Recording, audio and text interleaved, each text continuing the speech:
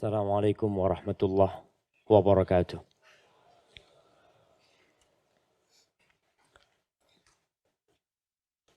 Innal hamdalillah nahmaduhu wa nasta'inuhu wa nastaghfiruh. Sungguh segala puji hanya milik Allah Jalla Jalaluh. Kita sebagai hambanya diperintahkan dan sepantasnya kita melaksanakan perintah ini untuk senantiasa memuji Allah Jalla Jalaluh. Karena segala kebaikan yang ada pada diri kita, segala nikmat yang kita rasakan itu murni karunia Allah Jalla Jalaluh kepada kita. Sehingga Rasulullah SAW tak henti-hentinya memuji Allah Jalla Jalaluh. Sehingga tatkala beliau alaihi salatu wassalam diberikan kesempatan untuk meminta syafaat untuk seluruh umat manusia pada hari kiamat di padang mahsyar.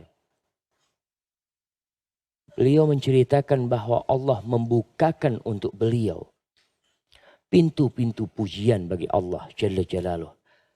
Yang hari ini kata Nabi SAW, aku gak menghafalnya.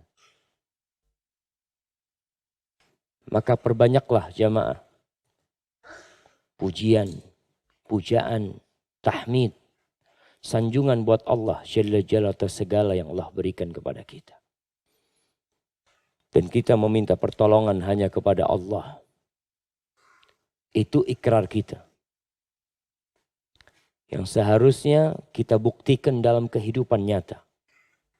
Iyyaka na'budu wa iyyaka nasta'in. Karena kita melihat masih banyak umat Islam yang menisbatkan dirinya kepada agama Allah yang agung ini. Tapi mereka meminta pertolongan kepada selain Allah. Na'udzubillah minal khudran. Dan kita memohon ampun atas dosa-dosa yang kita lakukan.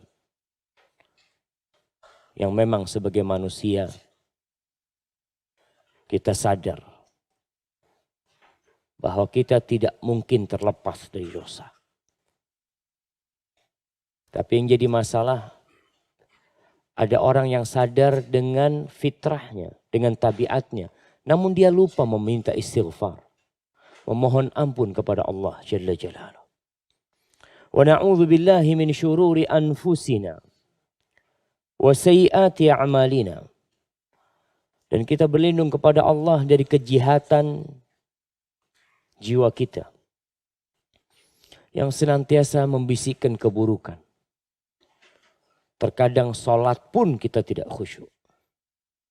Bisikan-bisikan itu datang. Kadang-kadang kita beramal soleh pun bercampur dengan keinginan-keinginan yang sejatinya tidak diperkenankan. Kepada siapa kita minta perlindungan dari sesuatu yang ada pada diri kita sendiri? Ya kepada Allah Jalla Jalaluh. Sebagaimana kita berlindung kepada Allah dari keburukan amal kita yang berdampak kepada kehidupan kita fid dunya wa fil akhirah. Ada amalan-amalan yang akhirnya ditolak oleh Allah Jalla Jalaluh. Ada amalan-amalan yang akhirnya bukan hanya ditolak, bahkan menyeret pelakunya menuju ke neraka Allah. Na'udzubillahi minan nar. Man yahdillahu fala mudhillalah wa man yudlil fala hadiyalah. Barang siapa yang diberi petunjuk oleh Allah, maka tidak satupun yang dapat menyesatkannya. Wa ni'matul hidayah. Nikmat petunjuk ini jemaah. Itu nikmat daripada antum memiliki dunia ini dan isinya. Kalau kita memiliki dunia dan isinya, dunia ini fana. kita akan meninggalkannya. Dan dunia ini pun akan hancur. Ma indakum yanfad wa ma indallahi baq. Yang ada pada diri kalian itu akan habis. Tapi yang ada di sisi Allah, itulah yang kekal dan abadi. Maka syukurilah nikmat hidayah ini. Jagalah. Siramilah agar dia tumbuh. Menjadi pohon yang kokoh dan besar. Memiliki akar yang dalam. Sehingga tatkala datang topan bertiup. Ia tetap kokoh menghadapi segala-galanya. Dan mintalah kepada Allah. Jangan pernah berhenti. Sebaliknya barang siapa yang disesatkan. Maka tiada satupun yang dapat memberikan hidayah kepada orang itu. Kenapa? Anda lihat ada yang cek-cek jemaah. Wa asyhadu an la ilaha illallah wahdahu la syarikalah. Wa asyhadu anna Muhammadan abduhu wa rasuluh. Saya bersaksi bahwasanya tiada yang berhak disembah kecuali hanya Allah semata. Dia Esa, tiada sekutu baginya. Semoga Allah menghidupkan kita di atas la ilaha illallah. Dan mematikan kita di atas la ilaha illallah. Dan saya bersaksi bahwasanya Muhammad sallallahu alaihi wasallam adalah hamba utusan Allah. Dialah yang menunjukkan kepada kita jalan menuju surga. Yang tidak meniti jalan beliau, tapi merasa berada di atas kebenaran. Mereka adalah orang-orang yang tersesat di atas kebenaran. Amma ba'd. Allahumma salli wa sallim ala sayyidina wa maulana Muhammadin. Jamaah rahimakumullah. Apa tema kita hari ini? Antum. Apa tema kita hari ini? Ini yang santri ini.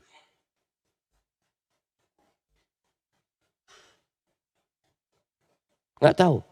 Masya Allah. Yang sebelahnya.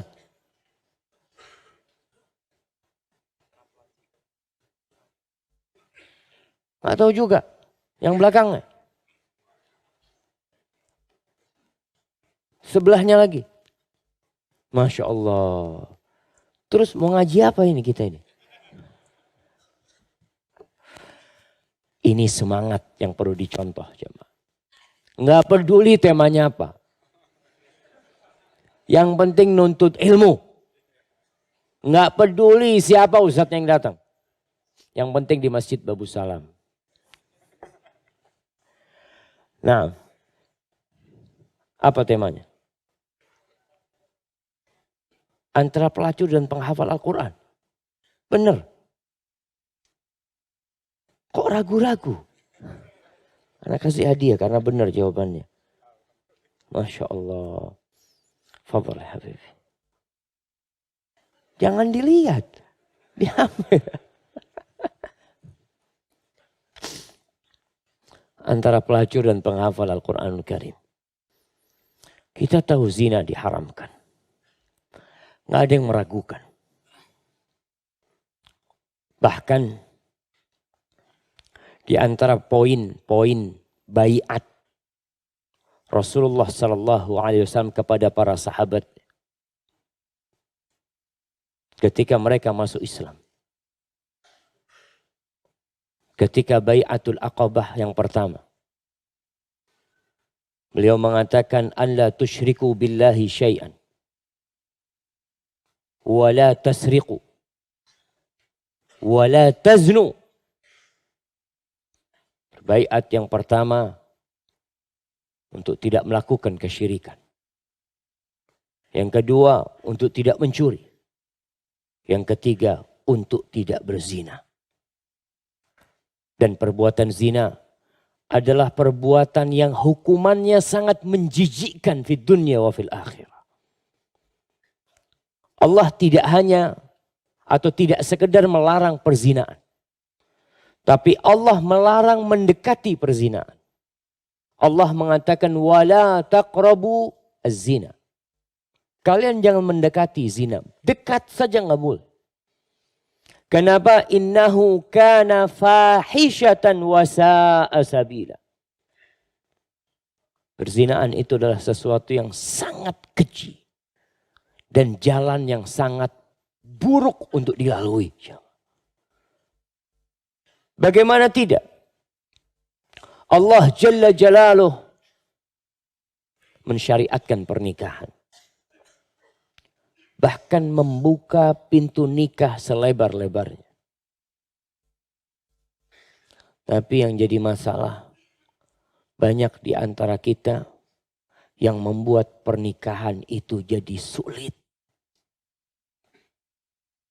Allah mudahkan dan kita mempersulitnya. Berapa banyak anak muda yang harus menunda pernikahannya. Kenapa? Karena kuliahnya belum selesai.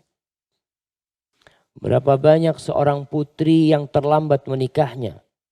Karena aksesoris pernikahannya masih dibikin. Karena gedungnya udah penuh. Sampai kapan penuh gedungnya? Allah Ustaz. Sampai bulan 6 nanti tahun depan. Terus ditunda sampai 6 bulan. Hanya karena gedung. Kalau gedungnya penuh, datang ke Masjid Babu Salam. Boleh dibikin akad nikah sini. Belum pernah. Boleh apa enggak? Mana Ustaz? Boleh Ustaz. Oh, kayaknya sulit juga di sini jemaah.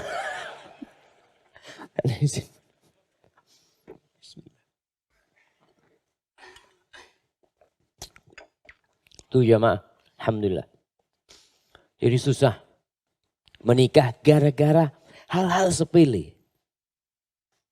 Sehingga peluang berzina dibuka lebar-lebar. Allah murka jemaah terhadap perzinaan ini. Kita pun seharusnya berusaha untuk menghindarkan anak keturunan kita. Keluarga kita mendekati perzinaan. Mendekati aja kita tutup pintunya. Berapa banyak orang yang udah ngaji, pacaran.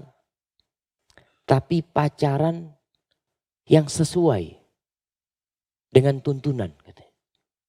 Dikenal dengan nama ta'aruf. Pacaran yang sesuai dengan tuntunan itu setelah menikah. Kalau hubungan yang terjalin sebelum pernikahan perlu dipertanyakan. Apa hukuman buat orang yang berzina? Ada 2. Yang satu buat yang belum pernah menikah. Itu didera. Dipecut sebanyak 100 kali.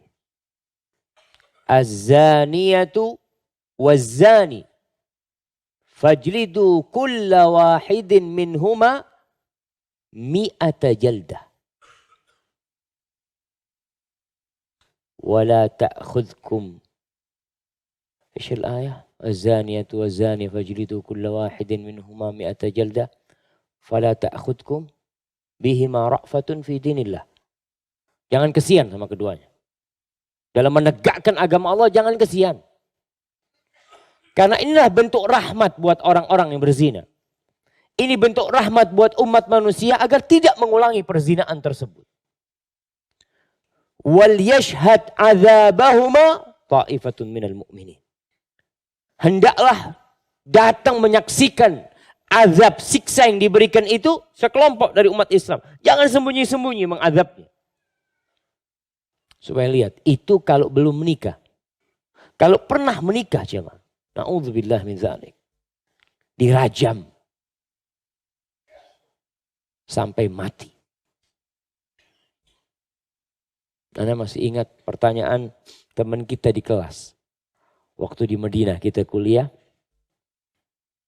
Ketika kita membahas kitab Bidayatul Mujtahid. Masuk kepada pembahasan tentang zina.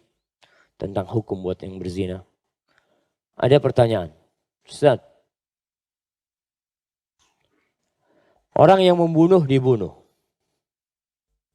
Yang mencuri dipotong tangannya. Kenapa yang berzina dirajam? Kenapa kok tidak dipotong aja kemaluannya? Pertanyaannya masuk akal aja. Yang membunuh dibunuh. Mencuri, alat yang digunakan untuk mencuri itu dipotong. Kenapa berzina? Alat yang digunakan untuk berzina kok nggak dipotong? Tapi dirajam. Syekh menjelaskan. Karena dia merasakan kenikmatan itu di setiap sel dari tubuhnya. Yang harus merasakan azab Allah Jalla Jalaluhu. Bukan hanya kemaluan. Itu di antara hikmah.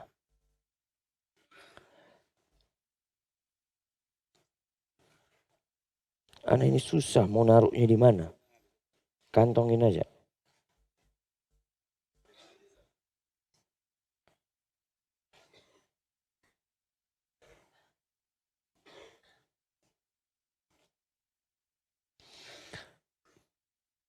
Jamaah rahimakumullah.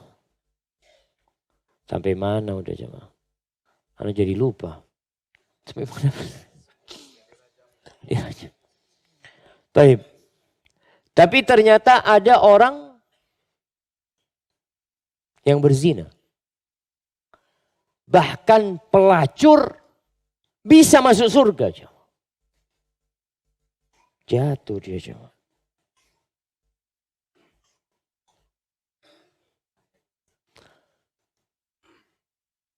Jamaah rahimakumullah. Ada pelacur yang masuk surga. Dalam hadis riwayat Muslim.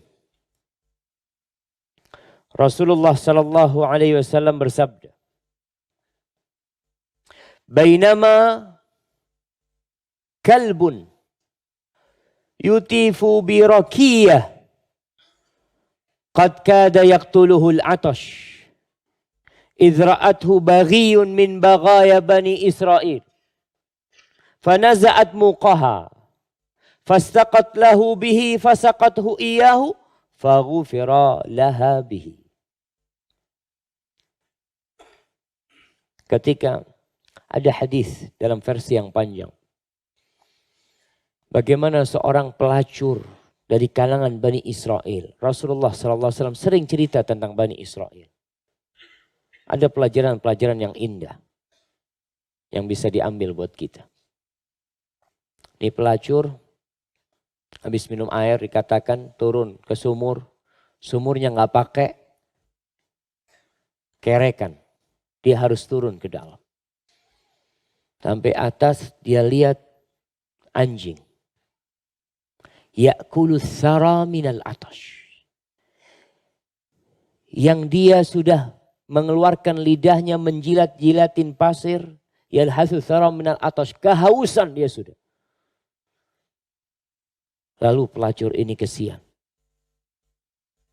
Di hatinya ada rasa kesian dengan anjing. Dia turun. Dia pakai seperti khuf dia. Sepatu dia. Untuk ambil air. Kemudian dia harus naik dengan menggigit itu sepatunya untuk naik ke atas.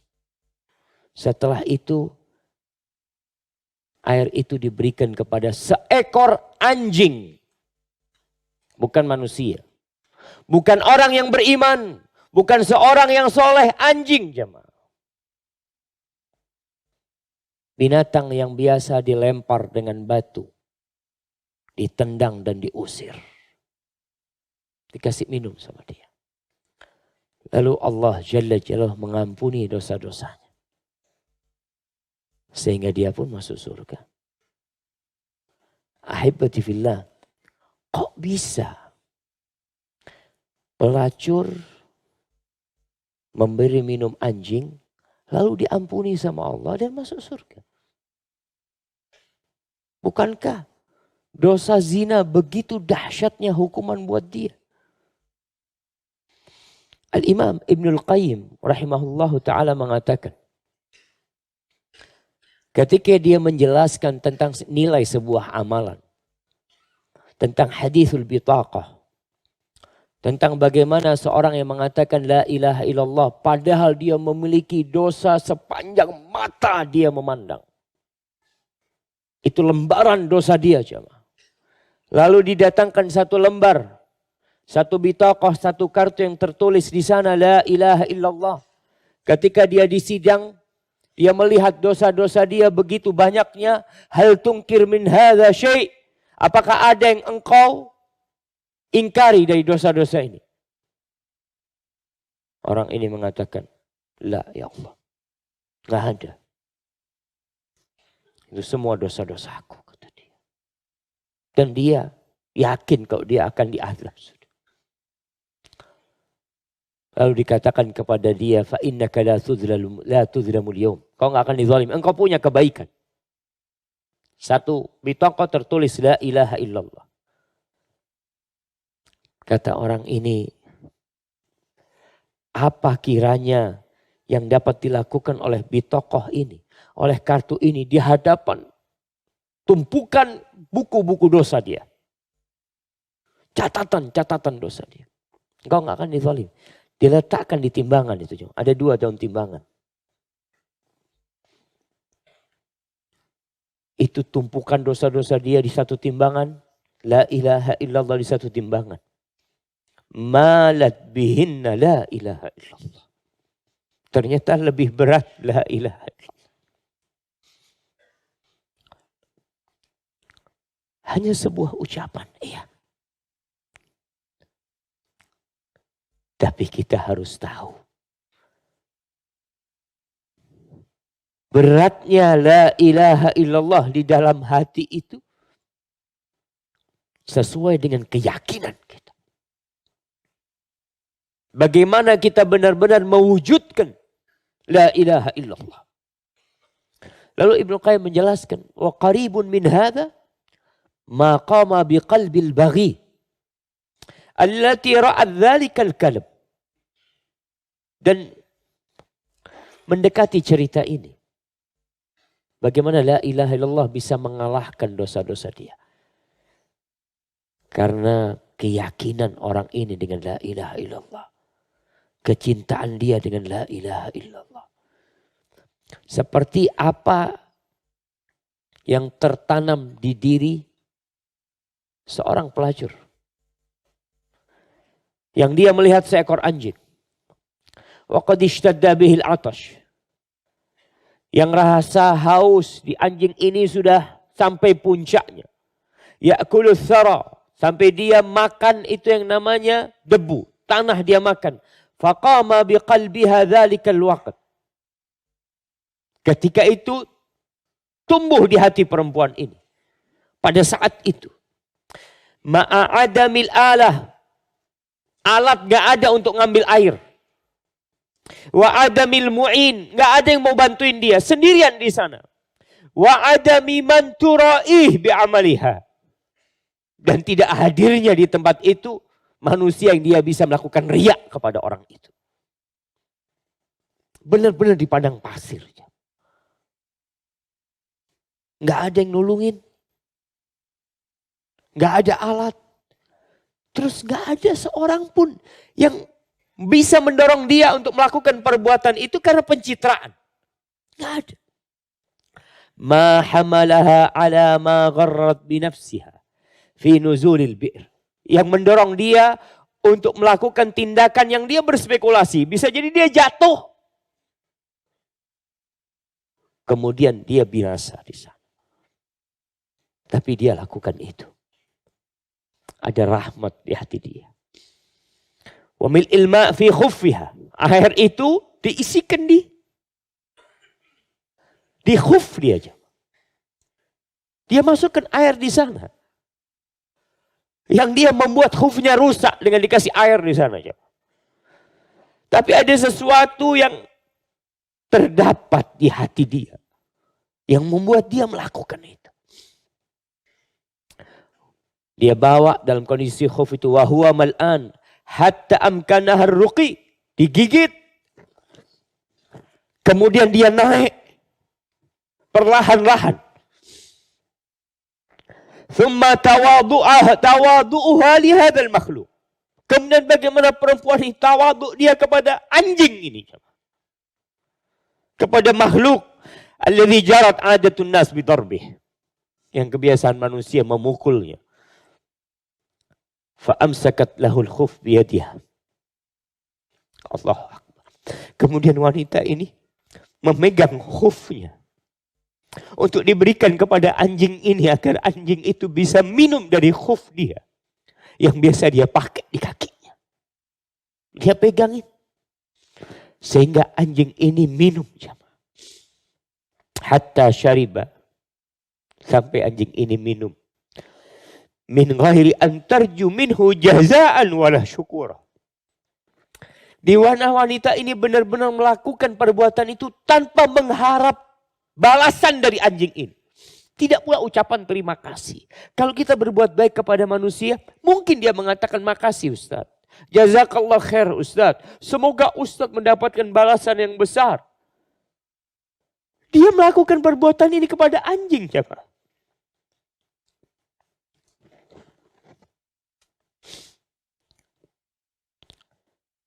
Fa'ahraqat.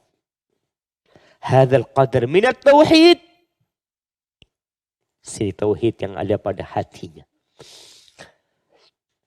Keyakinan dia dengan la ilaha illallah. Keyakinan dia kalau ada yang melihat amalan dia. Yaitu Rabbul Alamin. Yang tidak pantas diibadahi kecuali dirinya. Ini cahaya-cahaya tauhid yang ada pada dirinya. Itu membakar dosa-dosa masa lalu dia. Dari kerjaan dia sebagai pelacur. Maka dia pun diampuni. Allah jemaah. Pelacur masuk surga. Kenapa tidak? Dan di antara makna Allah mengampuni dosanya. Syekh Abdul Razak hafizahullah ta'ala menceritakan nih orang akhirnya dikasih taufik sama Allah untuk menuju kepada jalan ketaatan, meninggalkan perzinaan. Itu makna diampuni salah satunya.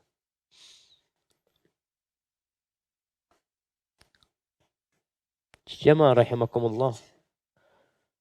Maka ketahuilah amalan itu bergantung dengan apa yang ada dalam hati kita. Mungkin engkau membangun masjid ini. Besar amalan yang kau lakukan. Miliaran yang kau keluarkan. Tapi bagaimana hatimu ketika engkau melakukan amalan ini? Karena kita akan melihat seorang penghafal Al-Quran yang menjadi korek api neraka. Seorang yang soleh, seorang ustadz, seorang kiai, tuan guru, syekh,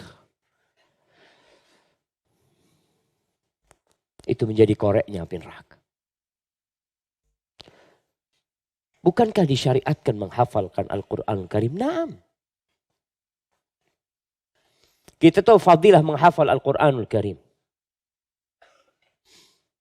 Yuqalu li sahibil Quran yawmal qiyamah. Irqa wartaqi. Warattil kama kunta turattilu fid dunya. Fa inna manzilataka inda akhiri ayatin taqra'uha. Engkau baca Al-Quran. Buat orang yang punya hafalan Quran. Akan dikatakan kau baca hafalan. Dan derajatmu akan naik. terus engkau tartilkan sebagaimana engkau mentartilkan di dunia.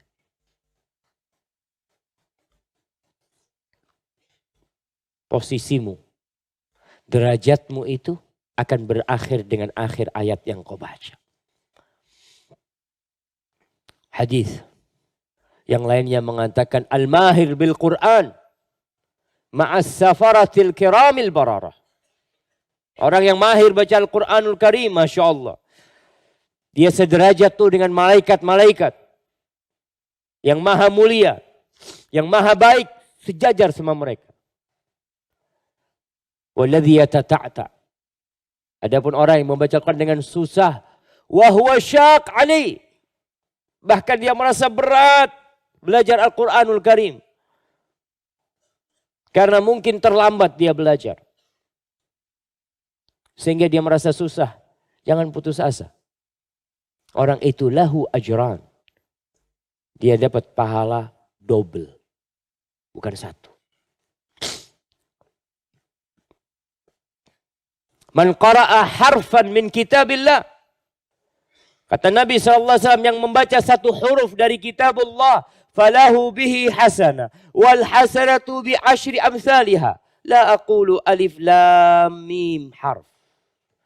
Walakin alif harf. Lam harf. Mim harf. Satu huruf itu 10 kebaikan. Satu kebaikan, sebenarnya satu kebaikan dilipat gandakan jadi 10. Aku tidak mengatakan alif lam mim itu satu huruf. Tapi alif itu satu huruf. Lam satu huruf. Mim satu huruf. Subhanallah. Baca itu saja kita dapat 30 kebaikan. Dalam hadis yang lainnya tentang membaca ayat-ayat Al-Quranul Karim. Ayyukum yuridu ayyaghdu ila buthan au aqiq. Fayatiya binaqataini. Kaumawaini. Siapa di antara kalian yang mau tiap hari berangkat ke Aqiq atau ke Buthan, tempat pasar bina hewan pada waktu itu. Kemudian dari sana bawa 2 ekor onta yang gemuk, yang punuknya besar, yang tinggi. Ya kulluna yuridu dzaka ya Rasulullah. Semuanya mau wahai Rasul sallallahu alaihi wasallam. Kenapa? Afala yaghdu ahadukum ilal masjid. Kenapa kalian enggak berangkat ke masjid? Di situ kalian baca 1-2 ayat. Mempelajari 2 ayat. Itu lebih baik daripada 2 ekor kambing. 3 ayat lebih baik daripada 3 ekor onta. Bukan kambing. 4 ayat lebih baik daripada 4 ekor onta. Besar sekali pahalanya. Al-Quran akan memberikan syafaat. Ya'ti yaumal qiyamati syafi'an li ashabi. Akan memberikan syafaat buat orang-orang yang membacanya. Tapi kenapa? Ternyata ada penghafal Al-Quran. Ustadz yang mengajarkan ilmunya. Itu menjadi koreknya api neraka. An Abi Hurairah radhiyallahu anhu qala. Sami'tu Rasulullah sallallahu alaihi wasallam yaqul. Aku mendengar Rasulullah sallallahu alaihi wasallam bersabda, "Inna awwalan nas yuqda yaumal qiyamah." Sesungguhnya orang yang pertama kali diputuskan hukuman buat dia pada hari kiamat. Wa fi riwayat Tirmidzi awwalu man tus'ar bihin nar yaumal qiyamah. Orang yang pertama kali menjadi koreknya api neraka. Rajulun ustushhid. Yang pertama seorang yang mati syahid. Mati syahid. Artinya dia mati fi sabilillah. Di medan perang. Yang sesuai dengan syariat. Dia mati di sana. Fa'utiya bihi fa'arrafahu ni'amahu fa'arrafaha. Didatangkan di sidang. Ditanyakan nikmat-nikmat yang Allah berikan. Ditunjukkan nikmat-nikmat yang diberikan kepada dia. Lalu orang mengatakan, na'am ya Allah, aku tahu. La tus'alunna yawma idzin 'anil na'im. Ditanya. Dan dia mengakui, iya semua nikmat itu engkau berikan kepada aku. Qala fama amilta biha. Lalu apa yang kau lakukan dengan nikmat yang kau berikan kepadamu?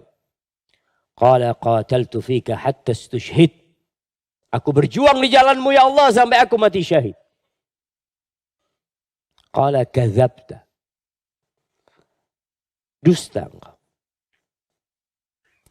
Bisa antum lihat apa yang terjadi di hati pelacur tadi. Dan yang ada di hatinya seorang yang mati syahid. Antum ingat tadi ucapan Ibnul Qayyim. Orang yang mati syahid ini ketika ditanya, apa yang kau lakukan dengan nikmat-nikmat yang aku berikan? Qataltu fik hatta istushhid. Aku berjuang di jalanmu ya Allah, untukmu ya Allah sampai aku mati. Lalu Allah mengatakan kadzabta, bohong engkau. Allah jemaah. Bukankah benar di dunia dia mati syahid? Benar. Dia mati di jalan Allah. Mungkin dia dimakamkan di makam para pahlawan.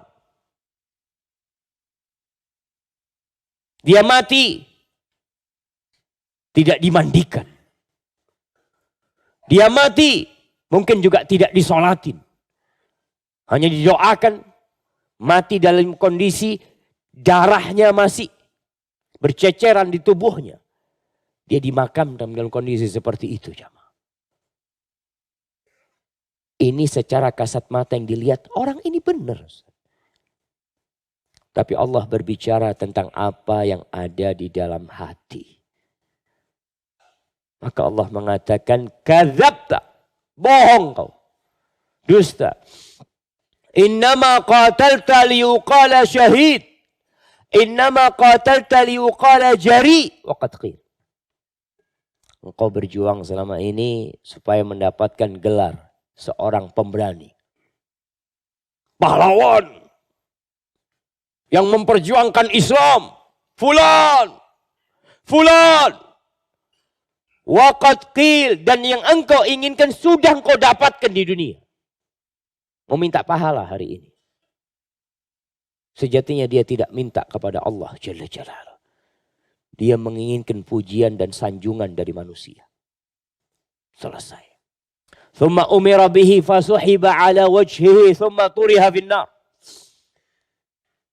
Diperintahkan kepada malaikat untuk menyeret dia, diseret orang ini jemaah di wajahnya. Bukan tangannya, wajahnya yang diseret kemudian dilemparkan ke dalam api neraka. Na'udzubillahi minan nar. Wa rajulun ta'allama al-ilma wa 'allamahu wa qara'a al-Qur'an wa fi riwayatin 'alimun wa qari'ul Qur'an. Yang kedua, orang yang belajar ilmu. Nih buat para santri. Bukan santri aja. Buat semua yang datang di masjid ini. Buat kita para ustadz.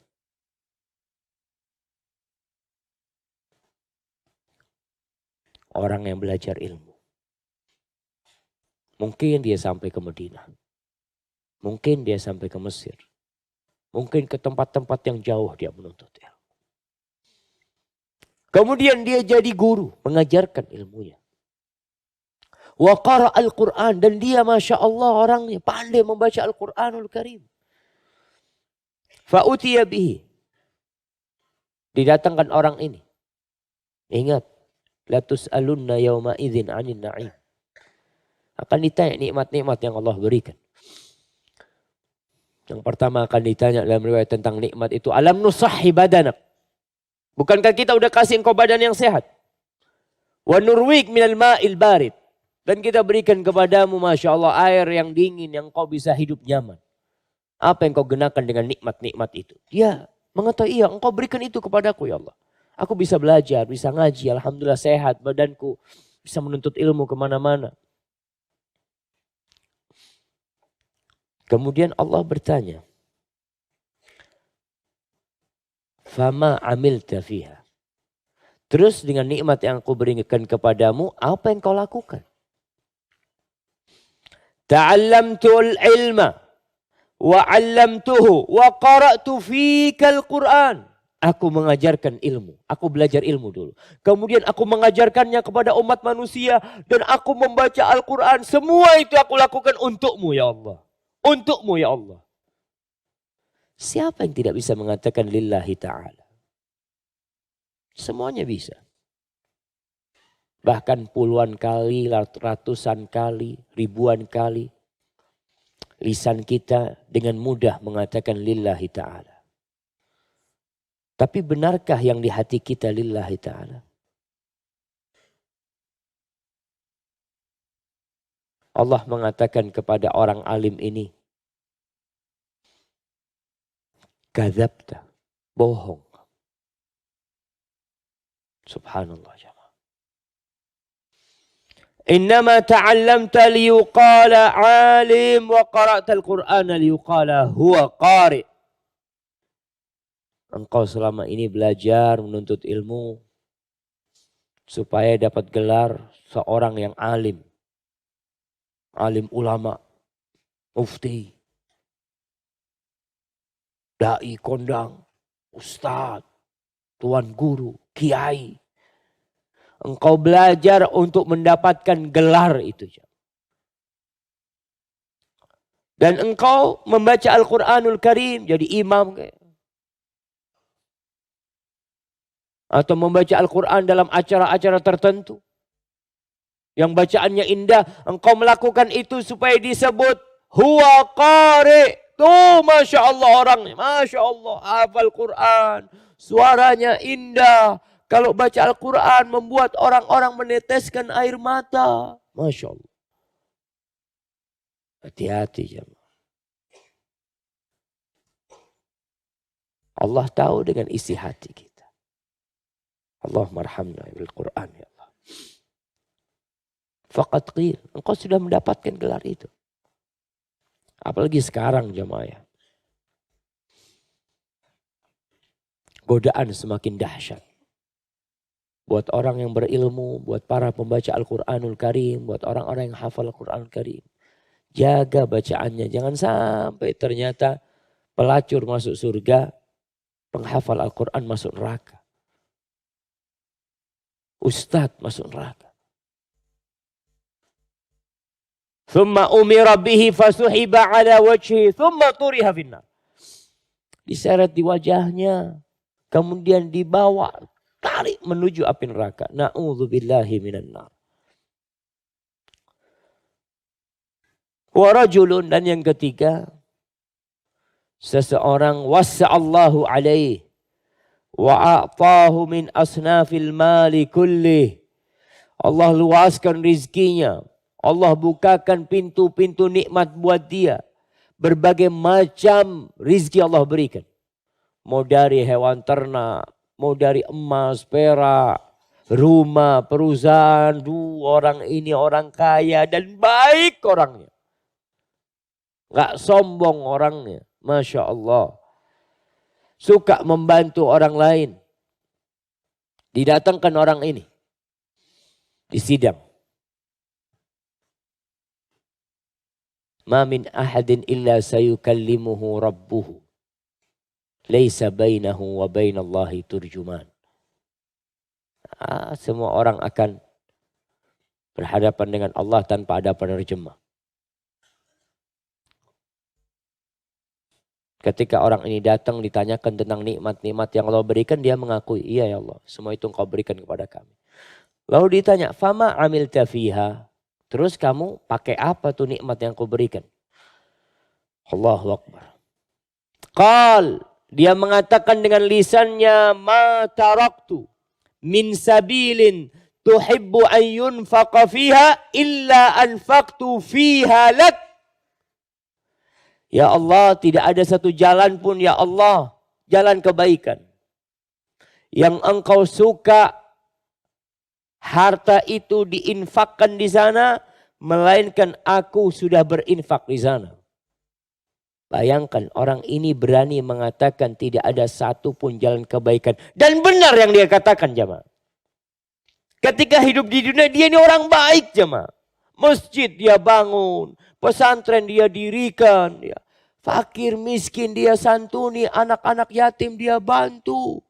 Apa saja. Tidak ada satupun jalan kebaikan. Benar. Dia telah membantu di sana.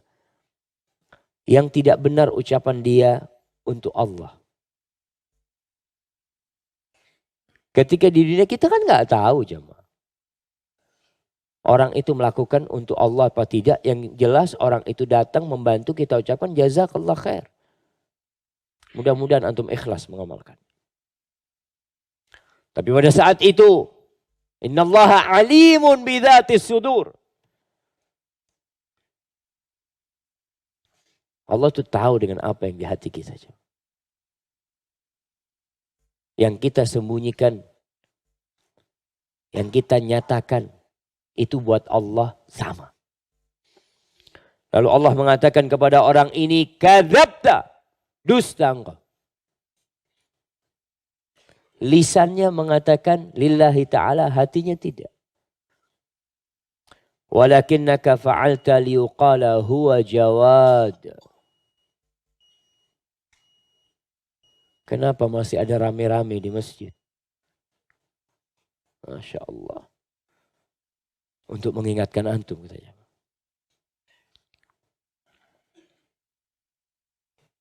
Engkau mengamalkan semua itu untuk disebut orang yang dermawan. Orang yang baik hati. Kalau bahasa sekarang apa? Muhsinin. Fulan Masya Allah. Muhsinin. Donatur tetap. Apa? Jamaah silahkan. Kita diperintahkan untuk beramal. Untuk melakukan kebaikan dengan harta kita. Tapi yang perlu kita pedulikan hati. Ketika kita mengamalkan itu untuk siapa sih kita beramal? Apakah benar-benar lillahi ta'ala? Kalau enggak rugi jamaah. Wallahi jamaah. Pelacur masuk surga. Orang yang dermawan bisa masuk neraka. Dengan amal kebajikan dia. Dengan amalan-amalan baik dia yang dibungkus. Masya Allah amal soleh. Padahal engkau tidak berharap. Dari Allah Jalla Jalaluh. Man amila amalan. Dalam sebuah hadits qudsi Allah mengatakan. Ana aghna syuraka anis syirk. Faman amila amalan asyraka fihi ma'i ghairi taraktuhu wa syirka. Aku tuh adalah zat yang tidak butuh dengan sekutu. Barang siapa yang beramal, kemudian dia menyisipkan di dalam amalan itu selain aku, taraktuhu wa syirkahu. Aku tinggalkan dia. Kalau dia menyisipkan sesuatu selain aku tinggalkan. Amal yang ditolak. Ya sudah, engkau mau beramal buat manusia, ya sudah, buat manusia sana. Enggak, anak separuh buat Allah, separuh buat manusia. Iya, buat manusia semua. Allah enggak butuh. Dan termasuk perbuatan yang paling ditakutkan oleh Nabi SAW. Bahkan beliau SAW lebih takut dengan perbuatan ini daripada Al-Masih Ad-Dajjal. Daripada Dajjal. Daripada fitnahnya Dajjal. Apa? Asyirkul khafi. Syirik yang tersembunyi. Kita nih diperintahkan untuk berdakwah kepada tauhid. Memurnikan ibadah hanya untuk Allah Jalla Jalaluh. Dan di antara bentuk memurnikannya adalah membersihkan amalan kita dari kesyirikan. Seperti apa sih syirik khafi itu? Yaqumur rajul yusalli fayuhsinu salatahu lima yara min ru'yatin nas ilaih. Aw kama qala Nabi SAW. Kata Nabi contohnya itu orang sholat. Kemudian dia memperindah sholatnya karena pandangan manusia. Karena pandangan manusia. Itu masuk syirik jemaah. Ini Ustadz sedikit-sedikit syirik. Itu syirik. Bukan. Ini Nabi yang ngomong syirik. Makanya kita perlu tahu, perlu belajar. Mana syirik? Ada syirik besar, na'am. Ada syirik kecil, ada syirik yang tersembunyi. Ahibbati fillah. Maka hati-hati. Orang yang pandai membaca Al-Quranul Karim. Yang belajar ilmu. Jangan sampai ilmu itu mengantarkan antum kepada ujub nantinya. Udah ria, ujub lagi. Berbangga dengan amalannya. Dan buat yang rajin membaca Al-Quranul Karim. Menghafal Al-Quranul Karim. Berusaha untuk mengamalkannya. Dalam kehidupan ini. Karena dalam hadis yang diriwayatkan Imam Bukhari dan Muslim. Rasulullah sallallahu alaihi wasallam mengatakan yu'ta birrajuli yaumal qiyamah. Fayulqa finnar. Akan datang seorang pada hari kiamat. Kemudian orang ini dilemparkan, diceburkan ke dalam api neraka. Na'udzubillahi minan nar. Fatandaliqu aktabu batnihi. Ususnya itu terburai ketika dilemparkan. Fayaduru biha. Lalu orang ini mengelilingi ususnya. Muterin ususnya. Kama yadurul himaru birraha. Sebagaimana keledai itu mengitari ar-raha. Raha itu ya penumbuk gandum. Dia mengitarinya. Diputar sampai fayajtami ilaihi ahlun nar. Lalu penghuni neraka tuh kumpul tuh. Ngelihat ini kok orang aneh nih. Azabnya kok beda ini. Dilihat. Fayaquluna ya fulan. Fulan. Kau fulan. Allah.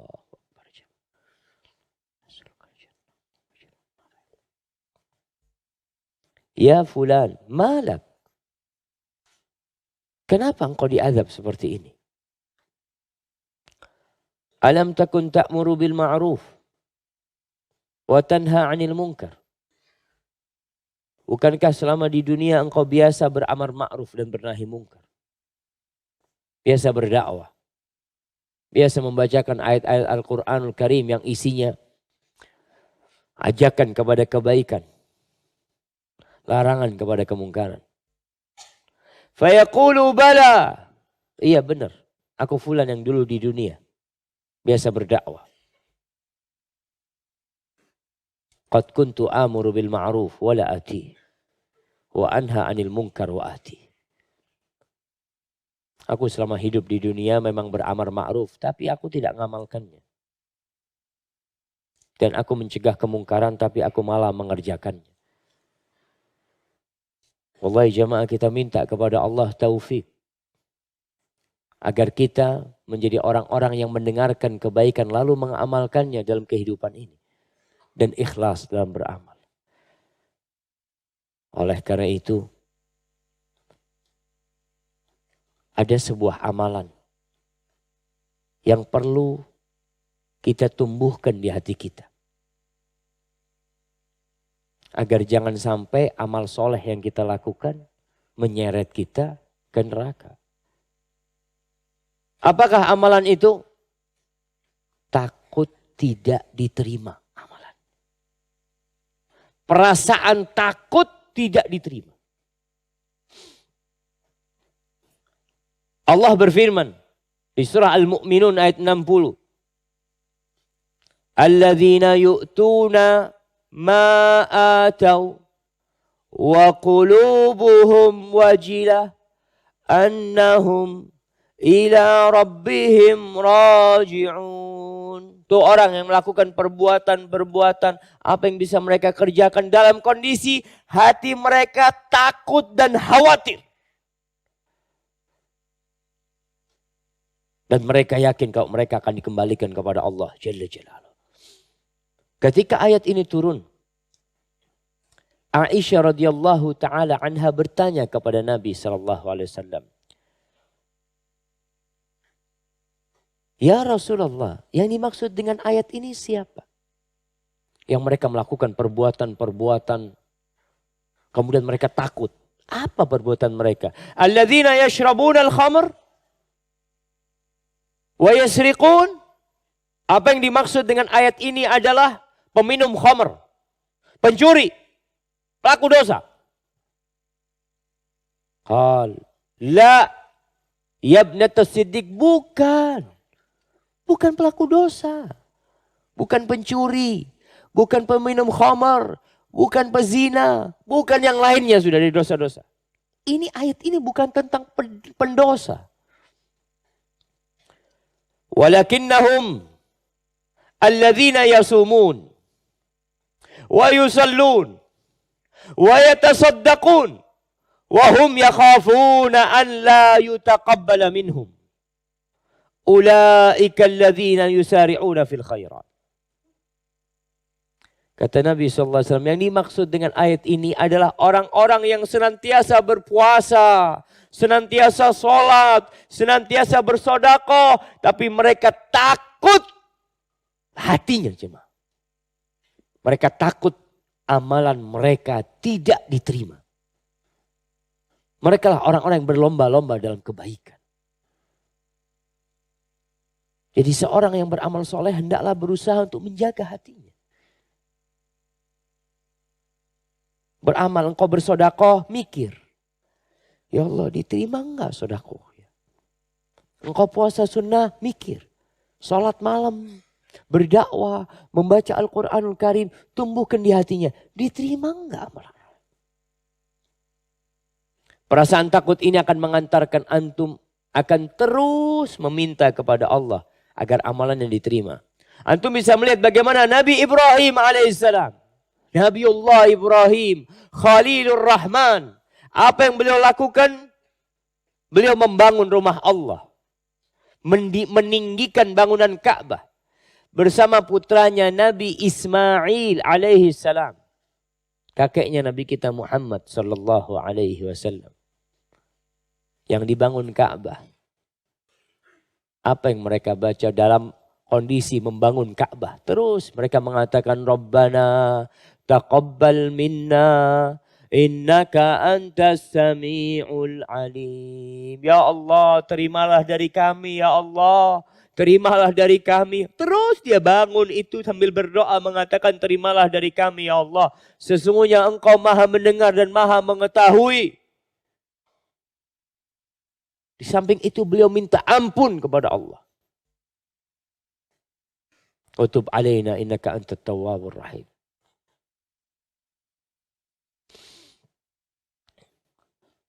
Seorang alim ulama dari kalangan salaf mengatakan laisa syai'un aqta li dhahri iblis min qaul ibni Adam laita syi'ri. Bimadza yukhtamu li. Tidak ada sesuatu yang lebih bisa mengalahkan setan. Lebih bisa memutuskan punggungnya setan. Setan tuh kalau kena hal ini udah gak bisa dia. Mau goda lagi susah buat dia. Orang tahu ini bahasanya memotong punggungnya seorang. Orang itu kalau tulang punggungnya dipotong jemaah lumpuh dia. Udah gak bisa apa-apa. Kalau patah tulang punggungnya itu. Dan apa yang paling bisa mematahkan tulang punggungnya setan ini? Ucapan seorang, laita syi'ri bimadza yukhtamu li. Dia mengatakan, di mana kiranya aku nanti matinya ya? Husnul khatimah apa enggak? Seperti apa nanti aku? Aku kalau tahu gimana aku matinya nanti. Ucapan ini menandakan dia takut ya. Walaupun dia beramal saleh dia takut. Karena yang menjadi standar orang itu baik atau tidak adalah ketika mati. Al-a'mal bil khawatim. Amal itu sesuai dengan penutupnya. Maka berusaha kita untuk memperbaiki niat kita. Yang sudah baik amalannya, zahirnya sudah baik, dijaga hati. Ana menyampaikan hal ini karena dua hal. Yang pertama, agar pelaku dosa tidak putus asa dari rahmat Allah SWT. Yang kedua, agar pelaku kebaikan tidak ujub dengan amal soleh. Yang udah ngaji, kalau melihat pelaku dosa, kasihanilah dia. Bukan kau berbangga diri.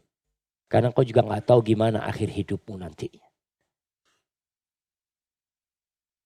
Dan orang yang banyak dosa, terus kembali kepada Allah. Berusaha untuk bertobat. Meninggalkan dosa-dosa yang dia lakukan.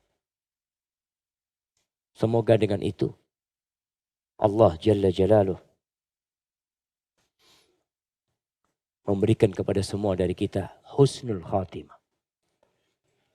Buat yang berbuat dosa dan buat yang melakukan ketaatan. Barakallahu fikum. Itu yang bisa saya sampaikan pada kesempatan kali ini. Apabila benar itu dari Allah Subhanahu wa taala. Kalau salah itu dari diri anak pribadi, Allah dan Rasulnya terbebaskan dari kesalahan itu. Barakallahu fikum.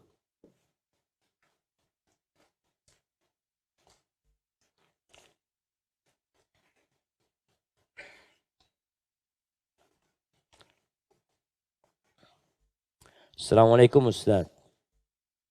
Waalaikumsalam. Anak-anak sekolah penghafal Quran. Tapi masih mendengarkan musik dan masih nonton film Korea. Gimana solusinya Ustaz ya? Laki apa perempuan ini coba? Yang nonton film Korea ini laki apa perempuan? Biasanya cewek ya. Jamaah. Biasanya yang merusak seseorang itu sohibnya, temannya. Ada orang-orang yang tidak pernah kenal film Korea. Karena memang di rumahnya nggak ada acara nonton film Korea. TV adalah, tapi film Korea nggak ada. Aneh itu terus terang nggak tahu apa bagusnya film Korea. Mungkin ceritanya bagus, tapi bohong. Mungkin pemainnya bagus, tapi kafir. Terus kok ditonton, jamaah? Ceritanya bohong. Pemainnya kafir. Ceritanya maksiat juga. Maka sohib, Anda lihat pengaruhnya adalah pengaruh teman. Apa yang dilakukan orang tua? Carikan teman yang baik. Yang kalau bercerita, gak cerita tentang Yosu, Kongsu, siapa nama-namanya? Daihatsu mungkin ada. Nah, soalnya mereka itu jemaah, ketika ada yang cerita seperti itu, anak kita ini jadi gak nyaman gitu loh. Kalau gak tahu gitu loh, masa semuanya kayak Cooper dia. Gak. Apa istilahnya nggak tahu informasi gitu ya. Akhirnya dia ingin juga nonton atau apa. Dan ini bahaya. Kalau dilakukan oleh penghafal Al-Quranul Karim. Sehingga ada sebuah ungkapan yang mengatakan. Kam min talin lil Qur'an wal Qur'anu yal'anuh. Berapa banyak orang yang pandai baca Al-Quran. Dia baca Quran dan Quran itu melaknat dia. Nggak sadar dia. Maka yang harus dilakukan adalah pendekatan dengan anak itu teman-temannya. Dicari tahu. Kemudian sampaikan kepada anak kita. Kok bisa dikumpulin nak? Bacaannya iblis, bacaannya setan sama Qur'annya Allah Subhanahu wa taala. Perlahan-lahan. Semoga dengan cara seperti itu ya diceritakan hukum musik itu sendiri jemaah. Yang membuat orang lalai. Yang akhirnya menghafal Al-Qur'annya, yang ditakutkan bukan lillahi ta'ala nanti. Barakallahu fikum. Bagaimana cara kita menjaga hati dari sifat ujub dan riya? Yang pertama mengetahui hakikat kehidupan dunia. Orang ini riya karena berharap pujian dari seseorang. Kalau enggak dia berharap kenikmatan dunia yang bisa dia raih dengan dia pura-pura jadi orang baik. Sekarang nih ya orang itu kalau di masa kampanye baik semua. Antum bisa lihat. Baik semua. Setelah kampanye, setelah jadi korupsi. Antum bisa ngelihat ya, ana sampai sekarang itu gak habis pikir. Di kota Malang, itu anggota DPR yang dipenjara, yang ditahan sama KPK itu, jumlahnya kalau gak salah 45 orang anggota DPR-nya itu. Yang ditangkap 42 aja. Antum bisa lihat. Itu orang-orang baik semua. Ketika kampanye, itu kan. Ketika nyalek seperti itu ya. Berarti kan memang orang itu bisa riya karena berharap sesuatu. Riya itu kalau enggak mengharapkan pujian, mengharapkan kenikmatan dunia. Jabatan kedudukan, atau harta, atau perempuan. Maka cara kita menghindari riya itu ketahuilah. Yang bisa memberikan kepadamu semua yang kau inginkan itu Allah. Sehingga ada apa kita berharap kepada manusia. Dia gak bisa ngasih apa-apa kepadaku. Dan menyenangkan semua orang itu sebuah target yang tidak mungkin bisa diraih. Membuat semua orang suka sama antum itu gak mungkin. Ridwan nas ghayatun la tudrak. Gak mungkin. Waridallah ghayatun la tudrak. Mencari keridhaan Allah ini gak boleh ditinggalkan. Lebih mudah mana buat antum mencari keridhaan 10 orang? Apa keridhaan 1 orang? 1 orang. Lebih mudah mana mencari keridhaan 200 juta penduduk Indonesia? 250 juta penduduk Indonesia. Apa mencari keridhaan yang menciptakan 250 juta penduduk Indonesia? Allah yang satu. Maka itu yang tumbuhkan di hati kita. Apa sih yang kau cari dengan riya? Adapun mengobatin ujub dengan melihat bahwasanya engkau bisa ruku, bisa sujud, itu juga karena Allah. Maka ada sebagian salaf yang mengatakan, aku lebih suka nggak sholat malam di malam hari, tapi di pagi harinya aku merasa dosa. Daripada aku sholat malam di pagi harinya aku merasa ujub. Ada orang gak bangun malam, paginya nyesel dia. Ya Allah, gak bangun malam. Ya Allah. Ada perasaan dosa. Tapi ada orang bangun malam, Masya Allah. Alhamdulillah, Alhamdulillah ya Allah. Ana sholat malam dari jam 1 sampai jam 3. 1 rakaat baca Al-Baqarah. Masya Allah. Maka hati-hati. Artinya engkau harus tahu dengan kelemahan dirimu. Bahwa engkau juga bisa beribadah karena Allah. Dan takut amalannya gugur. Jadi iblis ini jamaah. Kalau sudah tidak bisa menyesatkan orang dengan segala cara. Satu cara terakhir yang mungkin. Dia bisa menyesatkan orang. Orang ini diajak berbuat dosa gak mau. Diajak maksiat, na'udzubillah. Jauh dari semua dosa-dosa.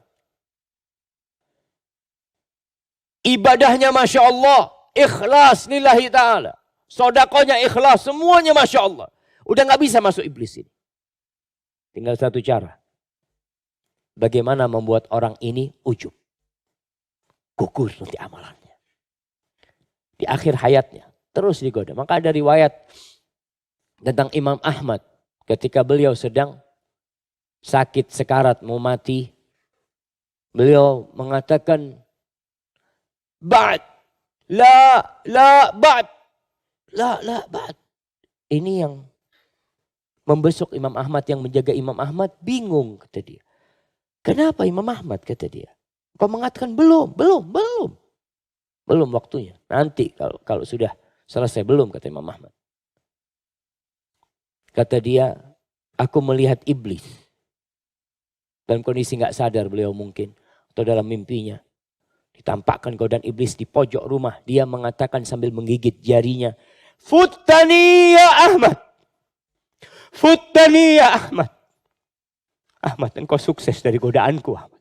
Engkau selamat dari godaanku ya Ahmad. Aku katakan lah, belum. Sekarang engkau masih godain aku. Agar Imam Ahmad ujub, merasa bangga selamat dari godaan syaitan. Imam Ahmad katakan lah, belum. Maka kita harus hati-hati sama dengan amal soleh kita. Jaga amal soleh kita.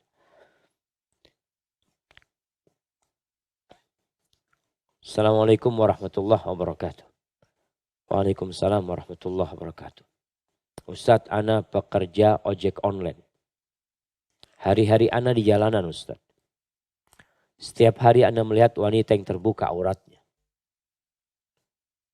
Kenapa antum lihat? Yang ana mau tanya, berdosakah ana melihatnya Ustaz? Dan bagaimana cara menundukkan pandangan di jalan Ustaz? Sebenarnya ojek online ini kalau ngelihat aurat bisa nabrak jemaah. Iyalah jemaah. Jadi berusaha antum fokus nyetir. Ada paha, oh bismillah. Lihat ada paha lewat. Ini. Maka tetap perintah Allah. Wa qul lil mu'minin yaghuddu min absarihim wa yahfadhu furujahum. Katakan kepada orang-orang beriman agar mereka menundukkan pandangan mereka. Menjaga kemaluan mereka. Yang diperbolehkan itu nazratul fujah atau faja'ah. Yang enggak sengaja. Tahu-tahu ada yang lewat gitu kan. Ada yang lewat. Astagfirullah. Untuk istighfar. Rasul SAW pernah ditanya tentang memandang yang tidak sengaja. Maka beliau mengatakan innama lakal ula. Wa fi riwayatin isrif basarak. Palingkan pandangan. Jadi kalau antum melihat langsung palingkan pandangan. Buatmu yang pertama. Yang kedua sudah enggak lagi. Dan ini cobaan besar jemaah memang. Buat yang hidup di jalanan. Ana terus terang pernah ke negeri kafir. Semoga Allah ngampuni ana. Musim salju. Gak ada aurat yang terbuka jemaah. Sampai tangannya orang ketutup semuanya. Itu semuanya hampir kayak pakai cadar dia jemaah. Dia pakai penutup mulutnya, kemudian pakai kacamata lagi. Subhanallah. Pulang dari sana sampai Soekarno-Hatta.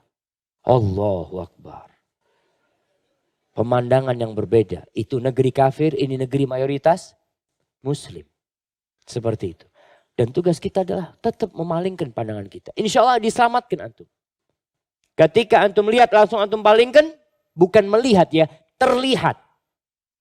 Berbeda melihat sama terlihat. Terlihat itu gak sengaja jemaah. Seperti itu. Maka semoga Allah menjaga kita semua. Dan antum kalau naik motor baca doa. Baca doa minta diselamatkan sama Allah. Barakallahu fikum. Ustadz, ana baru menikah. Aduh, ana mau minum dulu jemaah. Bismillah.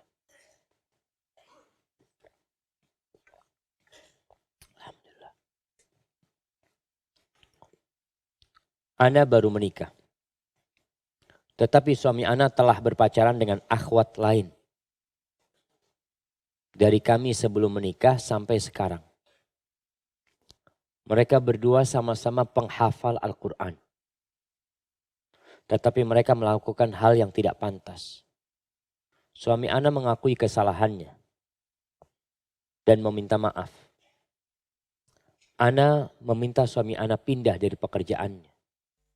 Karena bekerja di tempat yang sama. Tetapi suami ana menolak. Karena suami bekerja, karena ayah suami bekerja juga di tempat yang sama. Ana bingung harus bagaimana Ustadz. Mohon nasihatnya. Di lain sisi ana tidak ingin menjadi seorang istri yang mengajak suami untuk tidak berbakti kepada kedua orang tuanya. Jazakallahu khairan. Wallahi jamaah, fitnahnya ikhtilat itu besar sekali. Jadi berkumpul di satu tempat, laki perempuan bercampur ya tiap hari terus seperti itu. Bisa menumbuhkan perasaan-perasaan cinta yang akhirnya mengantarkan kepada zina. Anak ingat dengan salah satu ikhwan kita cerita, dia pernah tinggal di hotel selama sebulan karena ada sesuatu. Di kotanya sendiri dia tinggal. Jadi bukan di kota orang. Sehingga dia kenal sama orang-orang sana. Anak sebulan Ustaz, subhanallah. Anak ngelihat teman-teman sekantor anak itu pulang ke hotel. Ustaz. Laki sama perempuan. Sama-sama punya istri, sama-sama punya suami. Itu sering seperti itu. Karena fitnah ikhtilat yang ada di tempat itu. Maka nasihat ana, gak ada masalah suami tetap di tempat itu. Tapi menjaga diri atau minta posisi yang lainnya. Sehingga tidak lagi berkumpul dengan itu perempuan. Kemudian seorang wanita hendaklah berusaha untuk menjaga suaminya. Jadikan rumahnya surganya.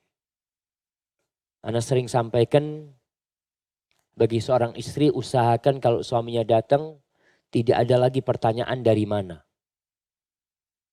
Ibu-ibu. Ibu-ibu.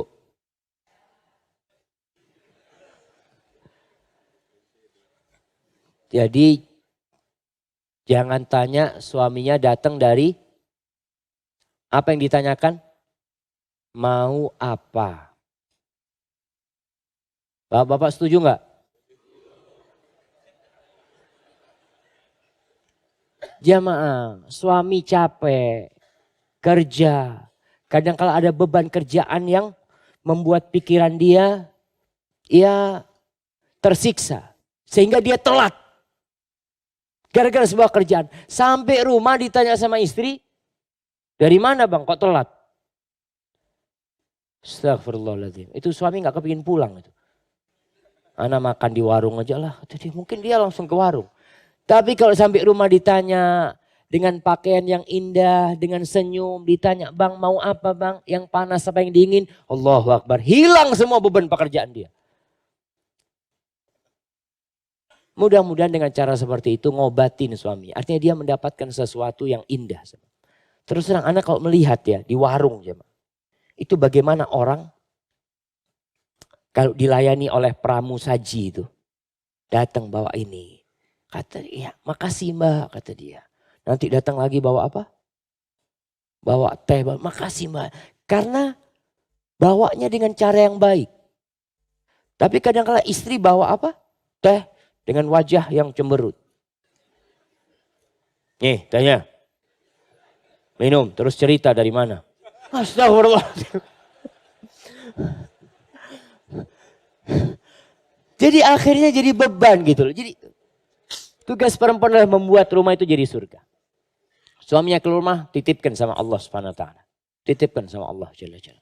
Dan terus berdoa. Semoga suaminya selamat dari fitnah yang terjadi di luar sana. Dan anti sabar menghadapi hal itu. Barakallahu fikum. Apakah menuntut ilmu menjadi haram ketika niatnya hanya untuk mendapatkan gelar? Tidak ikhlas. Ilmu ini ada dua jemaah. Yang pertama ilmu dunia dan ilmu agama. Kalau ilmu dunia memang tujuannya untuk mencari dunia. Enggak ada masalah. Orang jadi dokter, ya anak mau cari fulus Ustaz. Anak mau cari fulus. Pokoknya dia belajar memang untuk cari duit. Memang tujuan ilmu itu adalah dunia.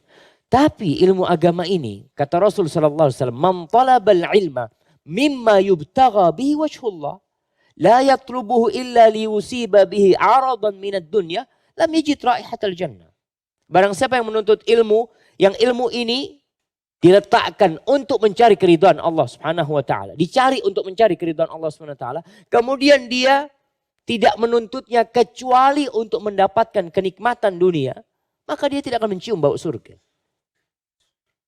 Jadi kalau sekarang belajar ilmu agama untuk gelar saja sama aja. Tapi kalau belajar ilmu agama enggak Ustaz. Ana memang cari gelar supaya ana bisa masuk ke sebuah sekolah, ana ingin ngajarkan ilmu ini. Jadi gelar itu hanya sarana, bukan tujuan. Tujuannya menyampaikan ilmu Allah ini kepada umat manusia lebih mudah. Sekarang bedalah jemaah. Yang gelarnya doktor sama gelarnya doktor plus S. Apa? Doktorandes. DRS.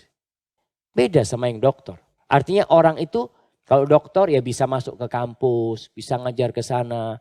Tapi sekarang ngajar di kampus nggak mungkin kalau nggak S2. Artinya syarat paling minimal itu S2 ngajar di sebuah kampus.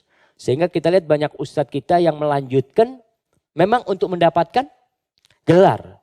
Tapi itu sarana, bukan tujuan dia. Tujuannya adalah mengajarkan ilmu di kampus itu sendiri. Maka kalau bicara gelar, silahkan mencari gelar tapi sebagai sarana bukan sebagai tujuan. Karena kita lihat banyak ustadz-ustadz kita yang tidak punya gelar. Jauh lebih berilmu daripada yang gelarnya profesor. Antum bisa lihat. Ustadz kita, Ustadz Yazid bin Abdul Qadir Jawas, apa gelar beliau? Ustadz Abdul Hakim Abdad. Tapi ilmu yang disampaikan oleh keduanya jauh lebih mendalam daripada ilmu yang disampaikan oleh yang bawa gelar-gelar. Cuma memang kalau tidak punya gelar nggak bisa ngajar di kampus, nggak bisa. Walaupun orang pinter kayak apa. Ya inilah karena modelnya akademik seperti itu. Bahkan sekarang aja guru SD itu harus S1 jemaah. Harus S1 guru SD. Itu yang Anda tahu seperti itu. Jadi kalau menurut gelar sebagai sarana nggak ada masalah, tapi bukan sebagai tujuan. Barakallahu fikum. Bagaimana cara agar kita bisa menjadi penghafal Al-Quran yang baik? Jamaah, memang kalau anak-anak kecil itu kadangkala dia menghafal Al-Quran karena perintah. Disuruh sama bapaknya, disuruh sama ibunya. Maka terkadang dia belum bisa ikhlas. Dia merasa, aduh kata dia, kenapa sih anak baca Quran, teman-teman pada main game, anak suruh ngafalin Quran. Kadang-kadang seperti itu dia. Memang anak-anak seperti itu. Gak apa-apa, dia terus belajar. Sebagian ulama mengatakan, dulu aku menuntut ilmu di awalnya itu untuk selain Allah. Di awalnya. Tapi setelah aku pelajari, aku dalami, lalu Allah jadikan ilmu itu untuk dirinya sendiri. Ini untuk Allah Jalla Jalaluhu. Dengan perjalanan waktu, dengan dikasih pengetahuan tentang bagaimana orang-orang yang ria, bagaimana orang-orang yang mengharapkan dunia dari amalannya. Sehingga mudah-mudahan dia ikhlas nantinya ketika menghafal Al-Quran Al-Karim. Jadi bukan menghafal Quran untuk ikut lomba sana, ikut lomba ini. Bukan. Tapi kalau ada lomba mau ikut nggak apa-apa. Tapi tujuannya bukan itu. Mau menang, mau kalah dari lomba, gak ada urusan buat dia. Kemudian ya kalau cara menghafalnya alhamdulillah Babu Salam sudah buka. Berapa hari? Daurah tahfidz Quran. 3 hari ya, Masya Allah, Masya Allah. Berusaha di situ insya Allah akan mendapatkan bimbingan untuk menghafal Quran yang baik. Ustaz, bagaimana cara menepis syirik tersembunyi dalam setiap amalan kita? Ingin dipuji, ingin dilihat, ingin didengar, merasa bangga dengan amalan tersebut. Itu tadi udah kita sampaikan jemaah. Antum kalau ingin semua ini mintanya sama siapa? Sama Allah. Ingin dipuji, minta sama Allah, ya Allah. Aku ingin ya Allah jadi orang baik di hadapan Allah. Ingin dilihat, antum sholat malam, bisa dilihat sama orang jamaah. Kalau hanya antum sendirian di dalam kamar. Akhirnya antum malas beribadah. Tapi ketika antum yakin Allah melihat antum, antum akan berusaha pakai baju yang bagus. Antum berusaha untuk pakai kopiah yang bagus. Mungkin antum juga di malam itu akan pakai parfum. Padahal tidak ada seorang pun di kamar itu. Tapi ada Allah yang di atas arasnya melihat antum. Dan malaikat-malaikat Allah yang mendengarkan bacaan antum. Antum bisa lihat bagaimana Usaid bin Khudair ketika membaca Al-Quran Karim. Malaikat itu turun jamaah. Turun malaikat mendengarkan bacaan. Kenapa kita tidak minta didengar, dilihat oleh As-Sami Al-Basir? Maka hadirkan itu di diri kita. Dan lihat banyaknya dosa-dosa kita. Kalau kita baik pun itu karena Allah yang memberikan kebaikan kepada kita. Barakallahu fikum. Ini banyak pertanyaan yang berulang sebenarnya jamaah. Ustadz mendengar kisah tentang pelacur dan anjing. Maka saya berpikir mudah banget masuk surga. Namun ketika mendengar hadis tentang tidak masuk surga orang yang di hatinya ada kesombongan. Maka saya berpikir susah banget masuk surga. Bagaimana ya Ustaz? Nah, kata Rasulullah SAW, al-jannatu aqrabu ila ahadikum min syiraki na'laih. Surga itu lebih dekat kepada kalian daripada tali sandalnya kalian. Kita kalau pakai sandal tuh, kita jepit tuh, lebih dekat surga itu kepada kita daripada itu. Wa kadzalikan nar. Neraka pun seperti itu. Artinya masuk surga itu susah, gampang. Kata Nabi SAW ketika ditanya oleh Mu'ad bin Jabal, ya Rasulullah, dullani ala amalin yudkhilunil jannah wa yuba'iduni anin nar. Tunjukkan kepada aku wahai Nabi SAW sebuah amalan yang memasukkan aku ke surga dan menjauhkan aku dari api neraka. Apa jawab Nabi SAW? Laqad sa'alta an azim. Wa innahu la yasirun ala man yassarahullah alaih. Yang kau tanyakan ini perkara yang berat, yang besar sekali. Tapi itu akan mudah bagi orang yang Allah mudahkan bagi dia. Maka kalau bicara masuk surga dan neraka kita minta sama Allah jamaah. Terus antum minta Allahumma inna nas'alukal jannah wa na'udzubika minan nar. Minta amalan yang mendekatkan ke surga. Minta dijauhkan dari amalan yang mendekatkan ke neraka. Seperti itu. Jadi kalau kita lihat perempuan pelacur itu masuk surga dengan memberikan minum. Tapi bukan berarti antum melihat anjing sekarang. Antum kasih minum. Alhamdulillah masuk surga. Nah sudah masuk surga. Nah, ini jadi ujub antum. Itu perempuan gak pernah cerita sama siapa-siapa.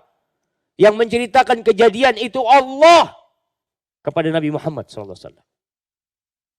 Dia gak pernah cerita sama siapa-siapa. Yang menundukkan keikhlasan dia melakukan itu. Jika suami berzina apa yang terbaik dilakukan istri? Bolehkah bercerai? Boleh. Tapi apakah harus bercerai? Kemudian dari mana engkau tahu dia berzina? Jamaah, bagi para wanita, jangan suka mencari-cari dosa suaminya. Suaminya itu banyak dosa. Jangan dicari. Terimalah dia, perbaiki dia. Karena kalau mau dicari kesalahan, Ustadz kalau dicari-cari kesalahannya, banyak kesalahan Ustadz.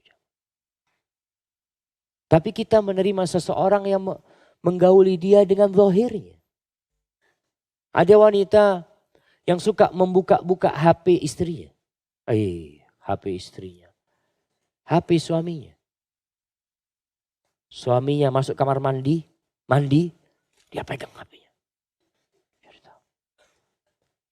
Kadangkala HP-nya pakai basma, pakai apa? Password dan pakai Sidik jari. Ditunggu suaminya tidur. Suaminya tidur, pasang jempol suaminya. Bisa dia buka. Ketawa-ketawa ibu-ibu. Kayaknya pernah melakukan itu. Jangan, suaminya banyak kesalahan. Kalau engkau memang melihat tanpa mencari-cari. Melihat tanpa mencari-cari. Maka di sini.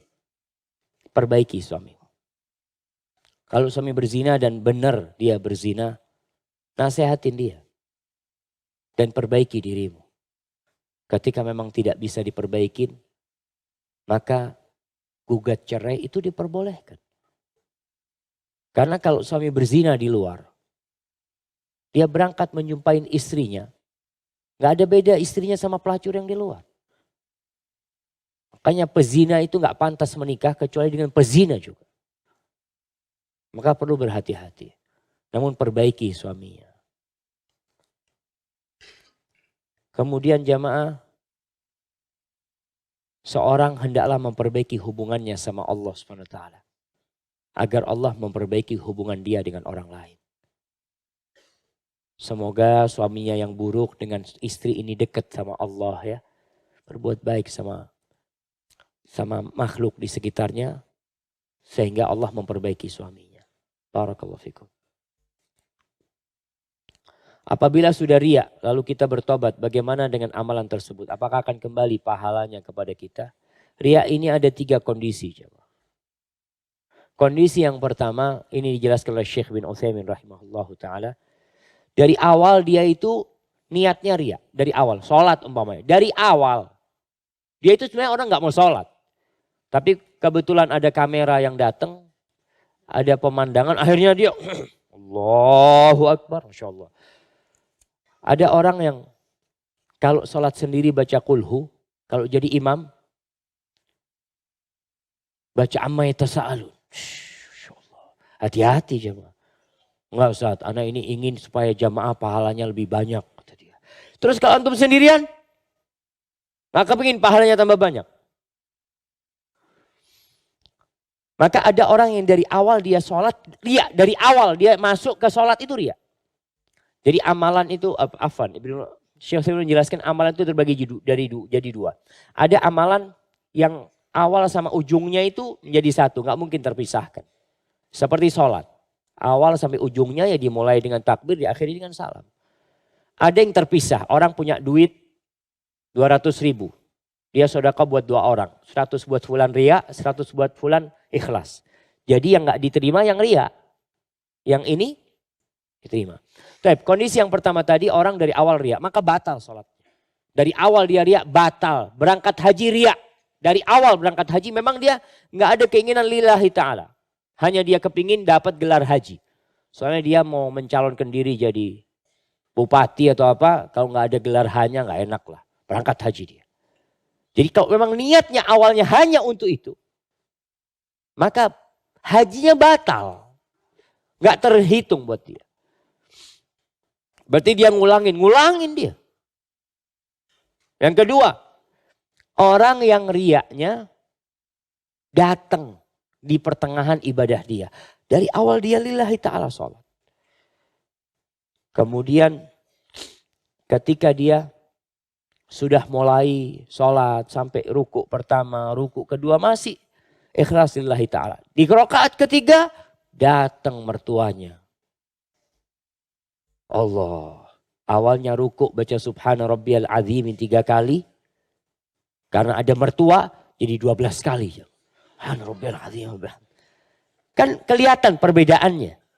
3 jadi 12. Kenapa 12? Padahal biasanya rakaat ketiga keempat lebih cepat kan. Ini lebih lama jamaah. Bisa jadi karena dia riya. Yang seperti ini bagaimana? Ya, orang yang mendapatkan godaan riya tadi di tengah-tengah sholat. Ada yang melawan riyanya, ada yang tenggelam dalam riyanya. Yang melawan riyanya insya Allah sholatnya diterima. Dia berusaha untuk. Tapi yang kemudian mengikuti riyanya. Maka para ulama beda pendapat. Yang satu mengatakan batal sholatnya. Sehingga dia harus ngulangin. Yang satu mengatakan enggak. Sholatnya tetap sah tapi tidak diterima. Artinya nggak ada pahala buat dia. Kemudian yang ketiga, ada riya yang dilakukan setelah ibadah. Haji sama sekali tidak ada perasaan riya. Pulang haji, selesai haji, baru muncul ketika orang-orang manggil dia, Pak Haji, Pak Haji. Masya Allah.